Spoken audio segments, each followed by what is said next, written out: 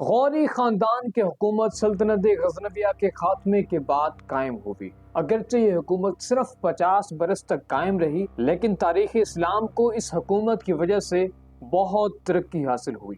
غوری خاندان شروع میں سلطنت غزنویہ کے ماتحت تھا۔ اس خاندان کے لوگ کابل اور ہرات کے درمیان غور کے پہاڑی سلسلے میں رہتے تھے۔ ان لوگوں کا پسندیدہ کام غور کے قریب سے گزرنے والے قافلوں کو لوٹنا تھا، اور یہ اس وقت غور کے ڈاکو کے نام سے مشہور تھے۔ جب غزنویہ سلطنت کمزور ہوئی تو اس وقت غیاث الدین محمد غوری نے 1173 میں غزنوی کو مستقل طور پر فتح کر لیا۔ اسی دوران اس نے ہرات اور بلخ کو فتح کر کے خود تخت نشین ہو گیا اور ہرات کو اپنا دارالحکومت بنا دیا۔ 1186 میں غیاث الدین محمد غوری لاہور تک آ پہنچا۔ لاہور پر قبضہ کرنے کے بعد خراسان پر قبضہ کر لیا اور اسے غوری سلطنت کا حصہ بنا دیا۔ اوائل میں سلطان غیاث الدین محمد غوری شدید عیش و عشرت کا شکار تھا۔ غیاث الدین کثرت سے شراب پیتا اور شکار کھیلتا، اور جن علاقوں میں وہ شکار کھیلتا وہاں کسی فرد کی مجال نہ تھی کہ وہاں سے گزر سکے۔ اس نے ایک باغ لگوایا جس کا نام ارم تھا۔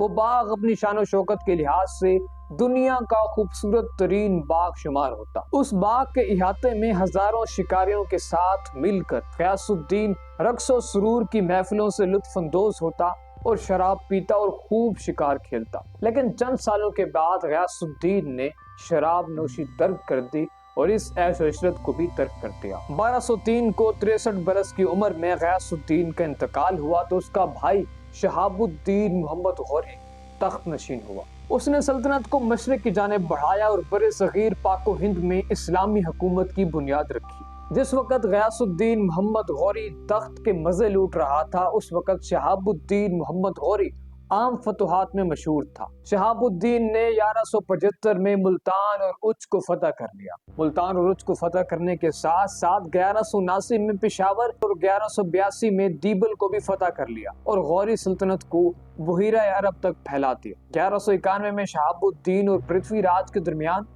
کرنال کے قریب ترائن کے میدان میں ایک خوفناک جنگ ہوئی۔ پرتھوی راج اس جنگ میں 2 لاکھ سے زائد فوج لے کر میدان میں آیا تھا۔ اس وقت شہاب الدین محمد غوری کی فوج پرتھوی راج کی فوج سے انتہائی کم تھی، اور اس وقت شہاب الدین غوری ایک قلیل فوج کے ساتھ وہ جنگ لڑ رہا تھا۔ اس جنگ میں شہاب الدین محمد غوری کو شکست ہوتی ہے اور شہاب الدین بری طرح زخمی بھی ہو جاتا ہے۔ ایک سپاہی اس کی جان بچاتا ہے اور اسے واپس غزنی لے جاتا ہے۔ اس شکست کے بعد اسے اتنا رنج ہوا کہ 1 سال تک اس نے عیش و آرام کی زندگی نہیں گزاری۔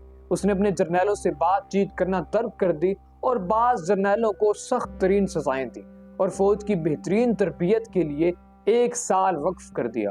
1 سال کی شدید محنت کے بعد اس نے 1,20,000 کی فوج جمع کر لی اور دوبارہ ترائن کے میدان میں شہاب الدین محمد غوری اپنی فوج کے ساتھ موجود تھا۔ لیکن ایک مرتبہ پھر پرتھوی راج 3 لاکھ سے زائد فوج اور کئی ہزار ہاتھیوں پر مشتمل فوج لے کر دوبارہ شہاب الدین غوری کے سامنے کھڑا تھا۔ اس موقع پر پرتھوی راج چوہان نے شہاب الدین کو خط لکھا اور نصیحت کی، اپنے سپاہیوں کے حال پہ رحم کھاؤ اور انہیں لے کر غزنی واپس چلے جاؤ، ہم تمہارا پیچھا نہیں کریں گے۔